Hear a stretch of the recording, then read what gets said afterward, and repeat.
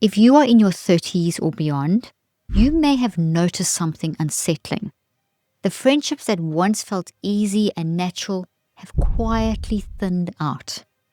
Not because of a single argument or dramatic moment, but in small, subtle ways. An unanswered message, postponed plans, long stretches of silence that become the new normal. And you're not imagining it. Research shows that more than 60% of adults report feeling regularly lonely, and nearly half say that their closest friendships faded significantly after 30.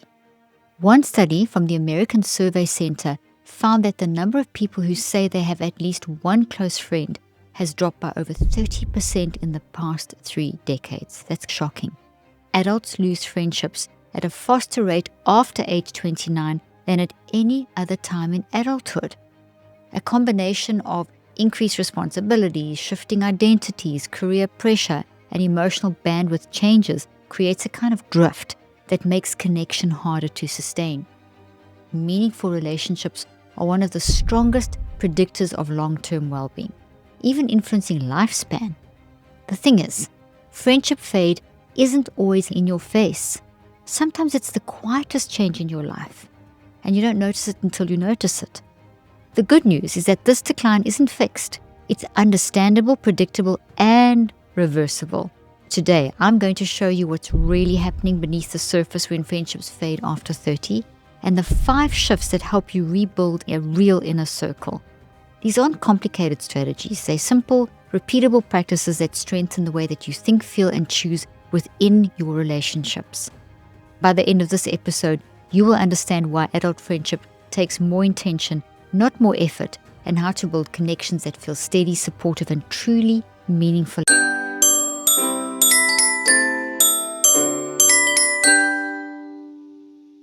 Our friendships shift because the demands on our mind and our brain change faster than our relational habits do. So when you move into your 30s, your internal world begins to reorganize. You are forced to make more decisions, carry more emotional responsibility, and manage more cognitive load than you ever did in your 20s. So your attention's divided. Your priorities become more defined. Your tolerance for surface-level interactions decreases. And without even realizing it, your capacity for maintaining every friendship you once had does begin to narrow. This narrowing isn't a personal failure. It's a reflection of how your mind allocates its energy. Your mind is always assessing what is meaningful, what is draining, what aligns with your current identity, and what no longer fits. As these assessments shift, the friendships that were once reinforced through proximity, shared experiences, or casual routines begin to loosen. Without intentional reinforcement, they just start to fade. One of the biggest reasons this happens is because the foundation of adult life changes the way that your brain and body respond to connection. The increased responsibilities, whether it's career, caregiving, health concerns, relationships, children, financial pressure, they consume emotional and cognitive bandwidth. So when your mind is working harder in one area, it has less capacity for others. Friendship maintenance becomes something you care about, but don't have the mental reserves to act on consistently. There's also the role of internal identity changes. As you grow, your interpretation of yourself shifts. You may become more selective about what feels emotionally safe. You might outgrow roles you once played in certain friendships. You may develop new values, new interests, new boundaries. All of these internal shifts change how you show up in a connection. And unless both people in a friendship adapt at a similar pace, the relationship naturally moves into a different rhythm. And this is why so many people wake up one day and feel like their inner circle looks different than it used to. Not because anything dramatic happened, but because the deeper layers of their life evolved quietly. These changes don't announce themselves, they build through moments. The text you didn't send back, the plan you didn't make, the emotional check-ins you didn't have time for. And over time, these patterns reshape closeness in ways that feel subtle, but they're measurable. Another key reason friendships fade is that adulthood forces you to prioritize self-regulation at a much, much higher level. When you are emotionally stretched, your mind automatically pulls back from interactions that feel complex or high maintenance. Not because you don't care about the person, but because your mind is trying to protect your limited energy. Many people misinterpret this as disconnect, when it's actually emotional conservation. Think about how your daily life has changed since your 20s. there's more responsibilities, more decisions, more emotional processing, more pressure to perform, more transitions to navigate. These all contribute to what I call a connection strain, a gradual tightening in your mental bandwidth that makes outward connection harder to initiate and maintain. And your friendships don't fade because you stop valuing them. They faded because your life expanded. The deeper issue isn't the fading itself. The deeper issue is that you were never taught how to rebuild adult friendships with structure, intention, or simple relational practices that match your current mental landscape. Most people assume that friendships should just stay effortless. But adulthood requires something different. It requires clarity in how you think about connection, awareness of the patterns that pull you away from people, and a simple framework for repairing and rebuilding. So before we get into the 5 shifts, it's important to recognize that your mind plays the central role in all of this. Your mind, which is you, is directing your thoughts, emotions, and choices around connection every day. Even when you are not consciously aware of it, when friendships fade, it usually reflects a combination of unprocessed emotions, unexamined assumptions, unintentional distancing, and unspoken needs. Nothing about your experience means you're behind or broken or wrong. It means you're human, adapting to a stage of life that demands more from you. And with a few intentional shifts, you can create an inner circle that feels grounded, mutual, and genuinely supportive. So in this episode, we will break down the psychoneurobiology behind why friendships drift, the mind-driven patterns that make reconnection harder, and the emotional habits that unknowingly push people away. Then we'll walk through 5 shifts, practical, repeatable, research-backed, that help you rebuild your circle with intention and ease. Now that we've defined the problem, connection strain, identity shifts, emotional bandwidth changes, and unintentional distancing, let's dive into the deeper mechanics behind it. Understanding the internal process is the first step towards actually rebuilding the kind of relationships that support who you are today and who you are becoming. Let's begin with the first shift, learning how to audit your social energy. This is one of the most important steps in rebuilding a real inner circle, because without understanding how your mind and brain, which are not the same thing, are responding to the people in your life, it's almost impossible to build connection with intention. Most adults assume friendship strength is measured by history or frequency, but in reality it's measured by how your mind processes the interaction and how your brain and body responds to this processing. In Help in a Hurry, my latest book, I explain that warning signals are your subconscious mind's way of showing you that a thought pattern or relational pattern needs attention. These signals can be emotional, physical, perspective, and behavioral. When it comes to friendships, these same signals give you precise information about the quality of the connection and what it's doing inside of you. So scientifically, your brain and body carry a set of relational associations for each person in your life that your conscious mind wired into them. These associations influence how you anticipate the interactions with them and how your nervous system activates when you think of them, and how emotionally available you feel in their presence. So if a friendship has become draining or misaligned, you'll feel it through these signals long before you consciously even recognize the drift has happened. For example, imagine you have a friend you used to feel really close to. Lately, when you see their name pop up on your phone, you notice your shoulders tense, or you feel a spike of irritation. Or maybe you delay responding, even though you just can't explain why.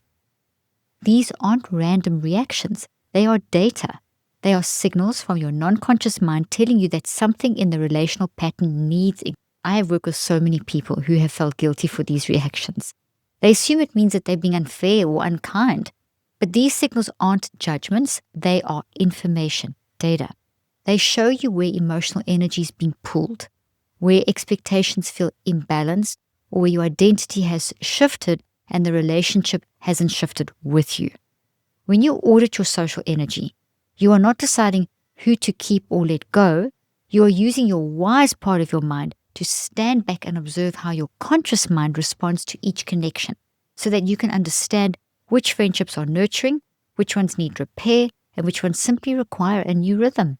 Here's how to begin the audit. Identify one emotional warning signal that comes up with different people. Is it irritation, anxiety, resentment, discomfort, emotional heaviness?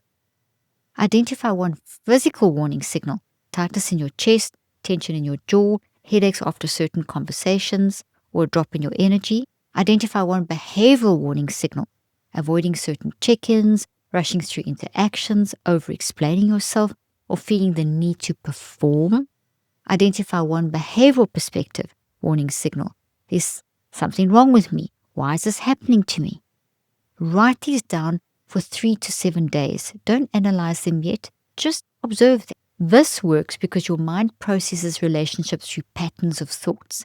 And when those patterns become misaligned with your needs, your non-conscious mind begins sending signals through your body and behavior long before you are consciously understanding the change. So by capturing these signals, you create an awareness, and awareness is the foundation for reconceptualization because you tap into the depth of the non-conscious mind's wisdom. On a neuroscientific level, when you observe these signals without judgment, you activate the prefrontal cortex. This is the part of the brain that becomes very involved when you self-regulate and make decisions. And this allows you to have the energy and the focus to respond intentionally rather than react automatically. So in other words, the moment you observe a signal, you shift from emotional autopilot to conscious direction. I have seen people realize through this process that they were carrying emotional expectations in friendships that they just actually had never named. And others discovered that they'd outgrown certain relational dynamics but were still trying to maintain them out of obligation. And some learned that friendships they believed were fading were actually salvageable with one honest conversation. So once you've tracked your signals for a few days, bring your notes into awareness.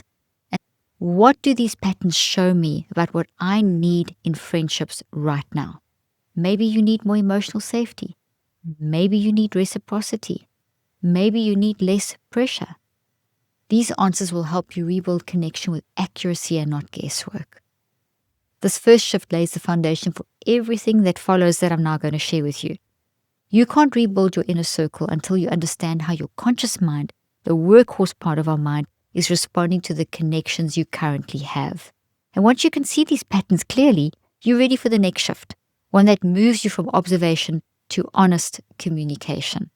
Now that you've started observing how your mind and body respond inside your friendships, the next shift is about communication, specifically emotional transparency. This doesn't mean oversharing or becoming intensely vulnerable overnight. Not at all. It means learning how to express what you're feeling and thinking in a way that strengthens connection instead of creating distance. So for most adults, the skill weakens over time without us even realizing it. Emotional transparency is the ability to name what you are experiencing in a simple, grounded, and honest way. That's all it is. It's one of the strongest predictors of closeness in adult friendships. And research shows that people who practice consistent emotional honesty report higher relational satisfaction and lower levels of loneliness.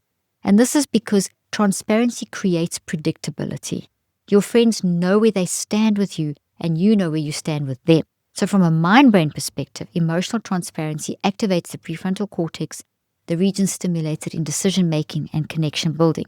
So when you express your internal experience clearly, you reduce cognitive load for both people in the relationship. Misunderstandings will decrease, assumptions will dissolve, and your mind has more capacity to build trust-based patterns.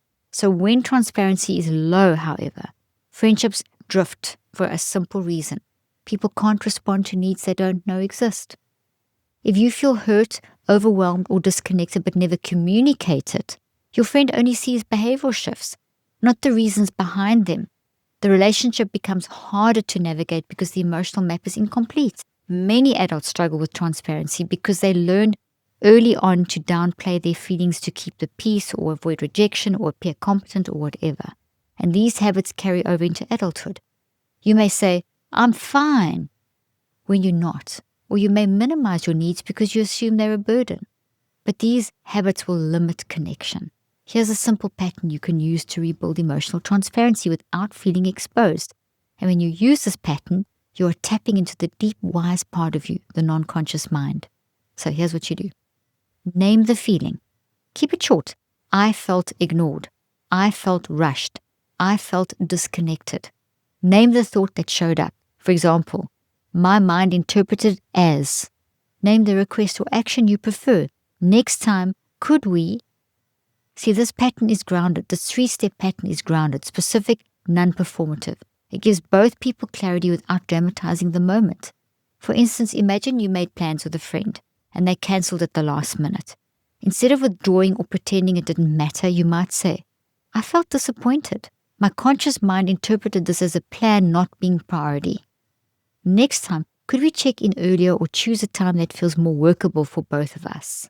This works because your non-conscious mind values alignment between your internal experience and your external expression. And when those two don't match, emotional friction is going to build. So over time, that friction becomes very distancing. Transparency removes the friction and it opens the door for repair, clarity, and deeper understanding.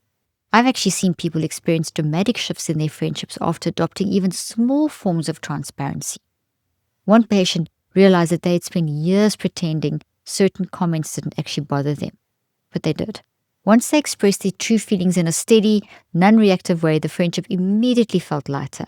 Another patient discovered that being honest about needing more notice before plans helped reduce resentment. Over this next week, you practice naming one feeling and one thought in a low-stakes interaction. It doesn't have to be intense. It could be as simple as, I felt overwhelmed and my conscious mind assumed I needed space. I'll text you tonight when things settle. This creates a foundation for more meaningful communication at a later date. And as you practice transparency, you'll start to notice something really important. Closeness doesn't come from performing connection. It comes from honest, grounded communication that your mind can sustain consistently. And once you build this transparency, you are ready for the next shift, rebuilding connection through rhythms and not routines. So the next shift is about rebuilding connection in a way that actually fits your life today. And that starts with understanding the difference between routines and rhythms. Most people assume that the answer to fading friendships is to make more plans, schedule hangouts, or be better at reaching out. But routines are fragile. Life gets busy and it will. Routines break. Rhythms, on the other hand, flex with you. They're sustainable and repeatable and mentally easier to maintain. So what is a rhythm? A rhythm is a pattern of small, consistent points of connection that don't require major planning. These micro moments are what your conscious mind uses to maintain relational familiarity. In Help in a Hurry, I explain that repeated low-pressure interactions build stronger cognitive associations, occasional high-pressure efforts. The same principle applies to friendships. Your mind doesn't need constant proximity to build connection. It needs reliable, predictable touch points. And research confirms this. It shows that micro-interactions allow the conscious mind to build bonding networks in the brain more consistently than long, infrequent hangouts. So a shared laugh, a quick message, a brief check-in can strengthen relational pathways in ways that feel natural and easy, easier than trying to plan a regular routine. Your brain responds to frequency and emotional tone, not the length of the interaction. For example, a simple thinking of you message once a week builds more emotional closeness than a long dinner every 3 months, especially when the dinner keeps getting postponed. Another example, sending a short voice note after something reminds you of a friend. These actions require minimal time, but they tell your mind this connection is still active. Many adults feel guilty for not having long catch-up sessions. But the truth is, life after 30 doesn't allow for the same type of scheduling you had in your 20s. Trying to recreate old routines leads to frustration. Shifting to rhythms removes the pressure. It gives you and your friends permission to connect in real, manageable ways. Here's a simple way to rebuild relational rhythms without overcommitting. Choose one low-pressure check-in method. A text, a photo, a short voice note, or a brief, how's your day going? Choose one predictable time window. Maybe it's every Friday morning or whenever you're waiting in line or commuting. Keep interaction under 1 minute. This prevents overwhelm and keeps the rhythm consistent. The small pattern does more for relational closeness than most people realize. This works because your mind and brain create relational security through predictability. When someone shows up in small, steady ways, your emotional system relaxes. You don't feel the pressure to perform. You don't feel the fear of drifting apart. Instead, you experience a sense of steady support. I've walked clients through this shift and seen how powerful it is. One of my private clients who felt disconnected from her closest friend began sending a short message every Sunday evening. Within a month, the friendship felt more natural again. Another client created a rhythm where they'd send a quick voice note after their weekly run. These tiny points of connection rebuild closeness more effectively than any scheduled hangout. Over the next week, choose 2 people you want to reconnect with. Build a simple rhythm. 1 message once a week at a predictable time. Don't overthink it. Don't wait for the right moment. Just create the touch point and let the rhythm do the work. And once you establish these rhythms, something important is going to happen. You begin to let go of performance-based friendship, which brings us to the next shift, replacing performance with purpose. The 4th shift is about removing the hidden pressure that so many adults carry inside their friendships. This pressure isn't always obvious. It shows up in small little ways. Trying to sound put together, trying to seem available when you're overwhelmed, trying to prove you're doing well, or trying to keep the peace even when something feels totally off. And these habits create performance-based connection, and performance slowly erodes closeness. Performance in friendships often develop unintentionally as we internalize expectations from work, family, social media, and even childhood patterns. And over time, we start showing a version of ourselves that feels safer or more acceptable rather than authentic. And when that happens, the connection becomes harder to sustain because your mind is spending energy managing an image instead of engaging in genuine presence. From a mind-brain perspective, performing in relationships requires significant cognitive load. Your conscious mind is running parallel processes, managing what you're saying, managing what you want the other person to think, and managing how you appear emotionally. This is hard work. This splits your attention and increases internal strain. Your brain reflects this because your brain just does what your mind tells it to do through increased neural activation in regions associated with self-monitoring and social evaluation. The challenge is that performance doesn't give you room. It leaves little room for emotional resonance and tuning into the deeper, wiser part of your mind that keeps you grounded. When you're so busy monitoring, you aren't fully present. The other person feels this lack of presence, even if they can't quite articulate it. Presence is one of the strongest predictors of emotional safety, and performance blocks presence. I have seen people maintain friendships for years this way, only to realize later that the relationship felt tense or unpredictable because they weren't showing up authentically. They weren't giving the friendship a stable version of themselves, and in return, the connection never really felt steady. Replacing performance with purpose means grounding your friendships in intention rather than impression. It means asking yourself, what is the purpose of this friendship? What do I want it to support in my life? What do I want to contribute to it? When you lead with purpose, your mind relaxes. You are no longer trying to curate how you appear. You are directing your energy towards the actual relationship. And here's a simple way to shift into purpose-driven friendships. Define what emotional safety means to you. It might mean consistency. It might mean honesty. It might mean low-pressure communication, or it might mean respectful boundaries, or all of them.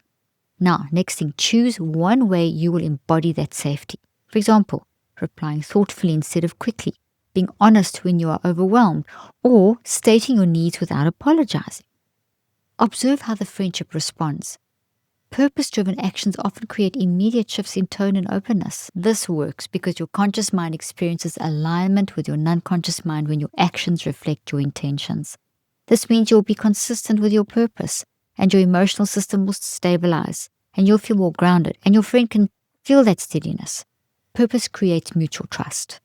I've seen this shift transform friendships, even when people felt they drifted beyond repair. One of my clients realized that they were constantly trying to seem okay, which created emotional distance within the friendship. And then, when they began sharing more honestly, saying things like, "I've had a rough week and I'm doing my best," the friendship softened. Another client learned to say, "I don't have the bandwidth to talk today, but I care about you," which brought more understanding rather than guilt. Over the next week, choose one friendship where you want to apply this.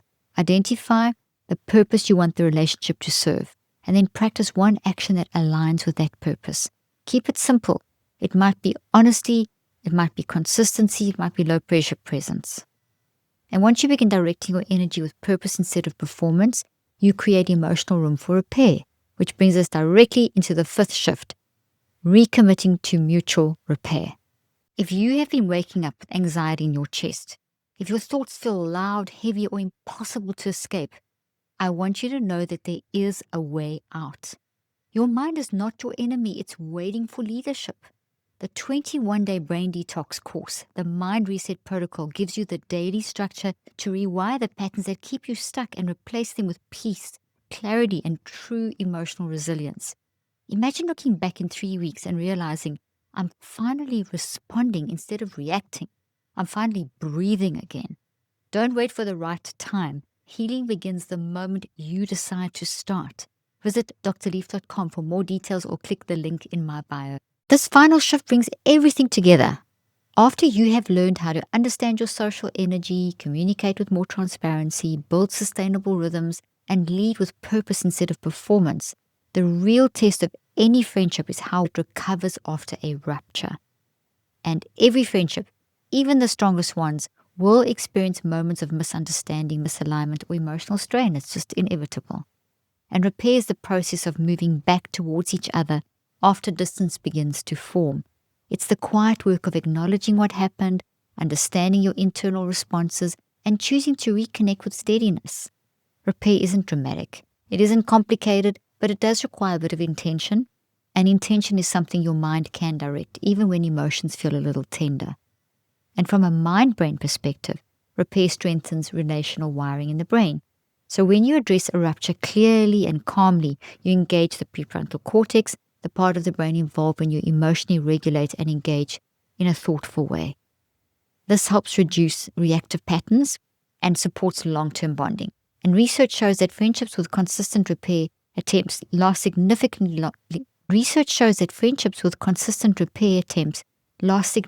longer than friendships where issues are ignored. Many adults avoid repair because they fear conflict or feel unsure about what to say.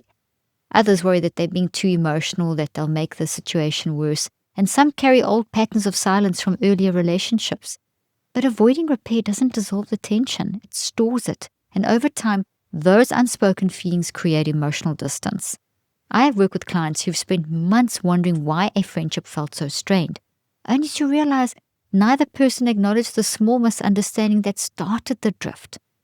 Once one person reached out with honesty, the connection softened almost immediately.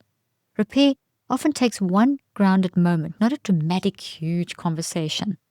Here's a simple, steady approach you can use. First thing, state your intention. I value our friendship and really want to reconnect. Secondly, name your internal experience. Here's what I noticed my mind doing. Third thing, acknowledge the shift. I sensed distance and wanted to check in. And the fourth thing, invite mutual understanding. Can we talk about how we both are feeling? See, this pattern is honest, calm, and non-reactive. It supports connection without placing blame. Repair works because it restores emotional predictability. When someone knows you're willing to address tension instead of avoiding it, that just grows. Trust creates safety, and safety strengthens connection. This is true whether the rupture was small or significant. I've seen friendships rebuild on the foundation of one repair moment.